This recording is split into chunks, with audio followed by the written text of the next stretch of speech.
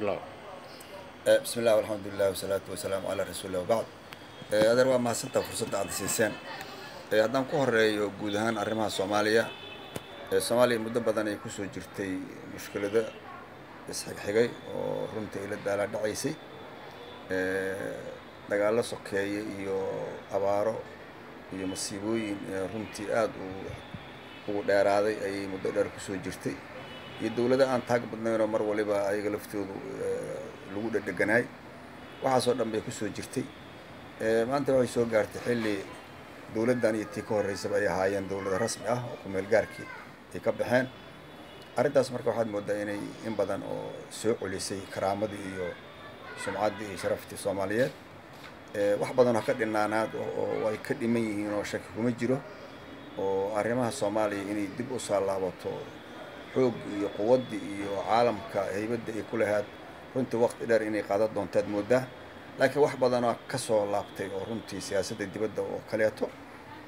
nabadda hadda Muqdisho ka soo ifafaalaha ka soo baxo kaleeto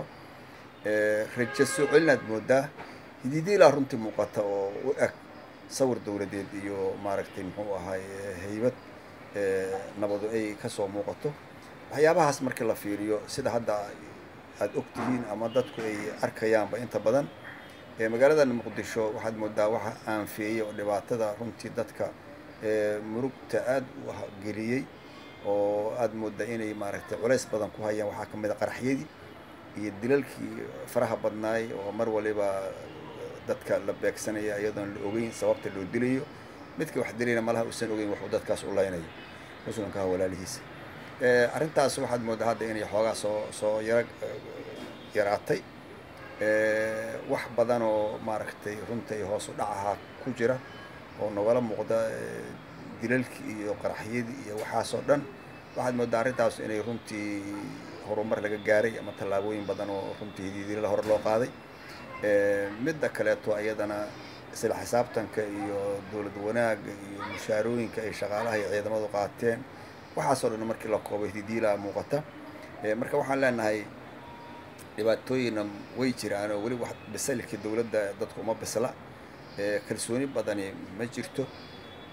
waxaad moodaa dhinaca dib u heshiisiinta baahi badana loo qabaa marka waxaan rabaa inaan ka faa'iideysto fursaddan Soomaaliya waxyaabahan isleeyahay wax badan ay u tari doonaan oo dawladnimadana waxay ka heli doonaan base waxa kamid ah inay hesho wax dheer dib u heshiisiintaas waxaad moodaa dadkii say u kala tageen inaanay isku soo laaban waa la isxantay meelaha la kala degay oo qolo walba ay ka samaysatay hoy ay iyadu isku bahaysato marka dadkii Soomaaliyeed in la isu soo celiyaa waxay ku imaan kartaa dib u heshiisiin in la teeraan bixiyo waxay ku hortaa dib u heshiisiin wax la kala tabanaya ama wax la kala haysta haday jiraan dib u heshiistaas asaas u noqon karta marka heshiiskaas waxaad moodaa inuu mid Soomaaliya ka maqan yahay dib u heshiistaas dawladda dhexe iyo dawlad goboleedyada inta waxaan fariin uga dhigayaa in arrintaas la saaro muhiimadda ugu koobaad arrintaas in laga dhigo oo laga dhigto istiraatiijiyada ugu muhiimsan ama ugu horeyso dadka Soomaaliyeed isu soo celi karta midda kale isleeyahay iyadana waa laga maarmaan waxa weeye wacyigelin taasoo dadku ay marti ku kala horeeyaan culimo diinka oo kale taa fursad isleeyahay oo ku fiican yihiin oday dhaqameedka iyo bulshada ru'aasadeeda qaybaheeda kala duwan waxaasoo dhan waxaa loo baahan yahay wacyigelin dadku in la hadlo oo warkaas dad badan maaragtay wax maqla oo inay ayagu wax arkaan awoodooda aanay gaarin marka waxaan rabaa dadku inay wax maqlaan oo maqal fiican ay maqlaan in badan ay maqlaayeen wax badan oo dhib dhawhooda ku ah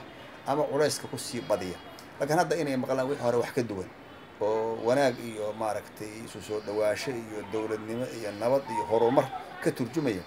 taasna ayadana aadan u jeclaalahay waxyaabaha waxay kamid tahay runtii abuuri kara rajo soo celinta iyo hidiidilada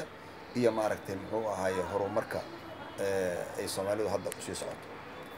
taasna ayadana waxaan rabaa inaan ka faa'iideysto jaaniskan uga faa'iideysto dadka Soomaaliyeed dhan ayayna u tahay marti laakiin waxaa ku habboon dawladda dhexe iyo dawlad goboleed intuba inay ka dhigtaan go'aansamaadka ay ku qabsadaan arrintaas oo laga faa'iideeyo dadka looga faa'iideeyo taas halkaasaan leeyahay waxyaabaha hadda aad moodo dadku inay maaragtay hadal hayaan maalin walba waxaa iska jira maaragtay dhibaatooyin dadku ay ku kala fikir duwan yihiin ama ku kala aragti duwan yihiin taas mar waliba waa iska waa wax soo jireena dowlad kasta oo dal ka jirta mucaarada yeelan karta laakiin mucaaradkaas waxa fiican u ahaada mucaarad aan wax dumin ee u ahaada mucaarad wax dhisa kaliya inay ka faa'iideystaan dowladda meelaha ay ka gaabisay inay dareensiiyaan dhalin in loo soo jeedo ilaa meesha dowladdu waa ka gaabisay waa inay iska eegtaa ka kabtaa shaqadeeda waxaasoo dhan wax loo baahan ka mid tahay laakiin wax dumin iyo dadkii hoggaanka haya ama xilligan ayagu fursadda u helay inay wax hoggaamiyaan in lagu dhigo oo la isku qataarmo oo wax soco waayaan taasi waxay ka mid tahay waxyaabaha annaga nadaashaday runtina aan isleenahay haddii laga gudbo wax badan oo faa'iida ay ummadda Soomaalida ay yeelan kartaa marka arrintaas shacabka Soomaaliyeed ayagu waxaad moodaa inay ka hurdaan waxyaabaha runtii ayaga faa'iidada u ah waxaa ka mid ah inay diidaan waxyaabaha mustaqbalka iyo masiirka ummaddan saamaynta xoog gala ku yeelan kara waxaa ka mid ah dowlad kastoo timaad in la mucaarado oo laga shaqeeyo in dowladdaas oo socon aysan wax horumar samaynin taas marka waxaad moodaa dadka inaysan runtii shay ku habboon ahayn marka waxaa fiican in dowladaha la taageero lana xasuusiyo qaladaadkooda taasaan isleeyahay waxa kaliya nala gudboon waaye marka dowladda hadda dhexe oo waddanka ka jirta iyo dowlad goboleedyada intaba waxaan kula talin lahay shacabka Soomaaliyeed inay dowlad kasta iyo system kasta oo meel ka jira in la taageero fursad la siiyo qaladaadka ay leeyihiinna la isku dayo in laga saxo laakiin in maaragtay jilbaha dhulka loo dhigo oo la afgembiyo oo si cad iyo si qarsoon intaba loola dagaalamo arrintaas waa mid dhibaatada nagu fogeysay waa mid aan 30 sano u dowlad la'nahay oo dowlad rasmi aan u la'nahay waa mid caalamku runtii oo noogu hawooday cid kasta inay Soomaaliya ku yeelato tala ku yeelato ama dowr ku yeelato waxay rabtaa ay ka samaysan karto isku daydo taasaa maaragtay dhibaatadaas keentay marka inaan dowlad helno ayaa dadka Soomaaliya horumarka uga bixi karaa waxaan ku heli karnaa karaamaya iyo sharaf iyo cizi waxaan ku heli karnaa inaan dowlad laan dalkeen inuu xuduudihiisu ay waa la yaqaan waa mucayan Soomaaliya waa dowlad xooggan ay ahaday Afrika haddaysan koobaad ahayn kolba waa kuwa ugu horreysay ka mid ah waa la hubaa marka arrintaas waxaan ku talin lahayn si aan kulligoon u cisowno oo dalka uu sharaftiisa dib u hanto in dowladnimada ayadaan uga bixi karnaa dhibaatada iyo mushkiladda in dowladnimada laga shaqeeyo oo waxa looga shaqeynay ahaadaan Soomaalinimo waa isku daynay waa ogaanay inaan qabiil koox gobol waxaasoo dhan waa looga bixi waa shidadii maanta waxaan kaliya hoon isku daynaa ama aan ogaanaahoo oon xaqiijinay waxa weeye inaan Soomaalinimo wax ka sokeeya aan dhibtan uga bixi karin inaan dowladnimo wax ka sokeeya aan dhibtan uga bixi karin labadaas marka inaan ka dhigano muxuu ahay bartilmaameed oon ayagaas higsano ayaan anigu ku talin lahay anoo oday Soomaaliyeed kana faa'iideysanaa mushkiladii faraha badneed iyo bisaylkii aan soo marnay oo dhibkii aan ka dhaxalnay anoo arrintaas ka faa'iideysanaa waxaan ku talin lahay Soomaaliya inay noqoto Soomaaliya inay dowladnimo uga bixi karto shidada iyo Soomaalinimo labadaasna aniga aan run talin lahaa runtii waxaan markaan u soo jeesto Soomaaliya waxaa ku dhex jira gacno badan oo shisheeye kuwaas annaga qaarna waxaan isleenahay waxbay idin taraan qaarna waxaan isleenahay waxbay idinka dhibaan oo culays badan idinku haya waxaan annagu rabnaa Soomaaliya haddaan nahay waliba anoo ra'yigayga raba inaan caddeeyo dowladda Turkiga runtii annaga waa abshiraysanay dowladda Turkiga abal badan ee Soomaaliya ku leedahay dowladda Turkiga ayadoo Soomaaliya ay liidato oo meel aan laga sheekay karin arrinteedu ay sii mare oo mugdi ku jirto jiritaanka ummadda Soomaaliyeed oo adduunka uu ka naga sii jeestay ayay indhaha caalamka tustay iyo soo jiidisay Turkigu waxyaabaha la taaban karo ay qabteen 1 iyo 2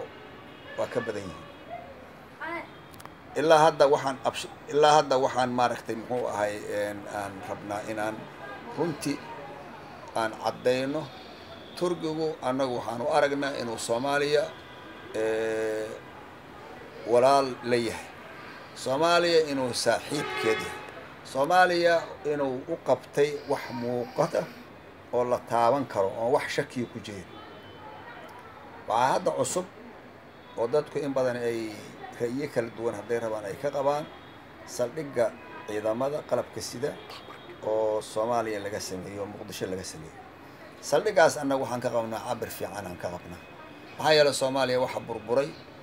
oo ugu horeeyo qarannimadii soo culi kara waxa ugu horeeya ciidamada Soomaaliya waa xoogga dalka Soomaaliya militariga Soomaaliya haddaan ayaga dib la waddan kasta wuxuu ku dhismaa ciidan waddan kasta qarannimadiisa waxa hormuud ka ah ciidamada haddaan ciidankii Soomaaliya waliba xoogga Soomaaliya militariga Soomaaliya aan la soo culin runtii waxaan isleenahay dowladnimada Soomaaliya sida ciidanku u maqan yihiin u maqnaani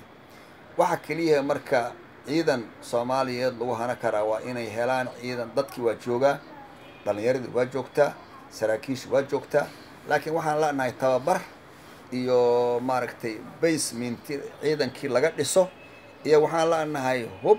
iyo waxaan leenahay taageero dowladaha waaweyntooda waxyaabaha marka aan u liidano dhulka u naalo taasaa ka mid ah marka Turkigu waxaan isleeyahay waxyaabahaas oo dhan aas ay idin noqon karaan ciidanka haddii aan tababar u helno oo dowladdaas weyn aan ku tiirsanahay waxaan aaminsanahay wax badan inay noo qabsoomi karaan ciidamada Soomaaliya wax badan ay ku soo kordhi karaan marka arrintaas annaga waa abshiraysanaynaa sidaas hadaan aan sheegaa si ka duwan cid u aragtaana waxaan leenahay raalli ha noqoto annaga saasa Soomaaliya inteeda badan waxay u aragtaa Turkigu inuu walaal leeyahay taageerayo daacadna ay ka yihiin arrinta Soomaaliya inay wanaagsanaato mar walba annagu saas u aragnaa annagu ku qiimeynayna waxyaabaha aan aragnay oo xaqiijinay oo wax muran ku jiro oo horumarka kulligood noqon kara ama noogu muuqdo marka kuwaas taasan ka leeyahay waxaan rabaa markaan u soo gudbo mar waliba waxaa iska jira dhimanaasho dad horumar gaarto horumarkaas wuxuu leeyahay nusqaantiisana waa wata dowlad goboleedyada runtii annaga waxaan isleenahay uma bislaan waxay ahaaday ama ay ahaayeen saan annagu u aragno dhaawac lagu dhaawacayo midnimada Soomaaliya loogana faa'iideysanayo xoogga Soomaaliya inay kala dhantaalmaan midda kale looma bislaan dadka Soomaaliyeed hal qowmiyad waa hadda Ethiopia noo xigta maamul goboleedyada waxay ku salaysan yihiin qowmiyado qowmiyadda Soomaalida waxay leedahay hal dowlad goboleed annagu English hal Soomaaliyeed Soomaaliya ma qaybsana waa hal qowmiyad waa isku af waa isku diin waa isku dhaqan wax qaybsan kara ma ah marka in la qaybiyo la yiraahdo federaal loo sameeyo waliba qabiil lagu saleeyana waxay u ag tahay in Soomaali isu soo naqashadeeda in la sii fogeynayo midnimadeeda in maaragtay la laalayo oo la rabo inaysan dhaqso soo laaban waxyaabaha waxaan aragnaa la ku dhaawacaya midnimada Soomaaliya ama xoogga Soomaaliya ama wadajirka Soomaaliya looga faa'iideysanayo oo la rabo inay Soomaaliya wali isu imaan waxaa ka mid ah dowlad goboleedyada waxaan leeyahay dadka ka shaqeeya oo madaxweynaasha ka ah ama baarlamaantiiriga ka ama baarlamaanka ka ah ama xukuumadaha ka ah inay ogaadaan inay Soomaali yihiin inay ka shaqeeyaan waxa la yiraahdo wadaniyad inay u ekaadaan dad ka fikiri kara midnimada Soomaaliya ama jiritaanka Soomaaliya hadda hore madaxweyne goboleed ha ahaado laakiin inta uu leeyahay oo dastuuriga ah inuusan wax kala ku dhaxsan oo keeni kara dib u dhac ama ku yimaada dowlad goboleedkaas ama ka dhex yimaada dowlad goboleedka iyo dowladda dhexe arrimaha markaan isleenahay runtii dhib badan ay keeni karaan oo dadka Soomaaliyeed way kala fogeyn karaan waxaa ka mid ah shaqooyinka aan loo bislayn iyo dadka aan u bislayn shaqada ay leeyihiin oo runtii ama dowladda goboleedyada hoggaankeeda ka mid ah ama hadday rabaan madda dhexe hoggaankeeda ka mid ah waxyaabahaas marka waxaan ku talinaynaa in loogu gudbo midnimo iyo wada tashi qof kasta oo meel xukunta ama meel madax ka ahna inay ilaaliso sharciga ay ku dhisan tahay oo systemkaas ay iyadu ka tirsan tahay ama ku madax ku tahay wax uu qabo inaanay ka gudbin oo sareynta sharciga inaan baranno taasna ayadana aan maaragtay muxuu ka dhigano wax aan shak ku jirno la ilaaliyo oo jiritaankooda la ilaaliyo marka anigu waxaan ku tali lahay hadda waxaa muran ka jira meesha la yiraahdo galmudug waa runtii waa ku dhibtoonay dad la isku keenay heedo kooyo tooqil ka kooban markay ay dhisatay ka hor magacyo badan ay lahayd qolob meesheeda magac ku lahayd laakiin hadda waa sunnimad waxaan la baxnay magaca la yiraahdo galmudug dadkaas marka runtii waa dad fiican waa dad tayo badan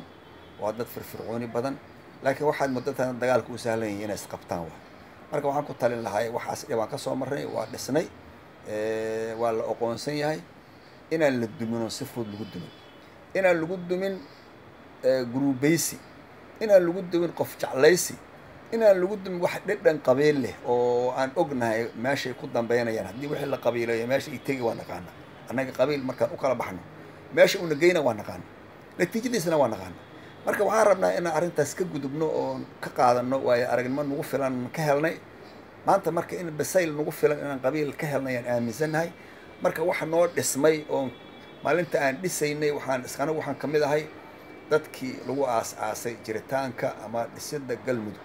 42 odayaa laga bilaabay aas-aaska galmudug 42daas oday aniga doorteen anaa jaarmanka ah waxaan ku wareejinay xilka xildhibaanadaa doortay guddoomiye baarlamaan waxay doorteen 2 ku xigaan markaasaa madaxweyne loo tartamo madaxweyne la doortay haddana wuxuu madaxweyne soo dhisay golo wasiiro saasay galmudug ku noqotay haddeer marka in wix in la furfuro dib loo dumiyaaho runtii dadka ku abtirsada galmudug waxay ku tahay dhabarjab waxay ku tahay siyaasad xumo waxay ku tahay masiirkooda waxay ku tahay runtii waxaan la qaadan karin marka arrintaas waa ka digayna qof kastayna xilkaas oo qaybtiisa ku leeyahay oo saaran yahay marka waxaan codsanaynaa inaan galmudug lagu fududaan in galmudug aan runtii ixtiraamno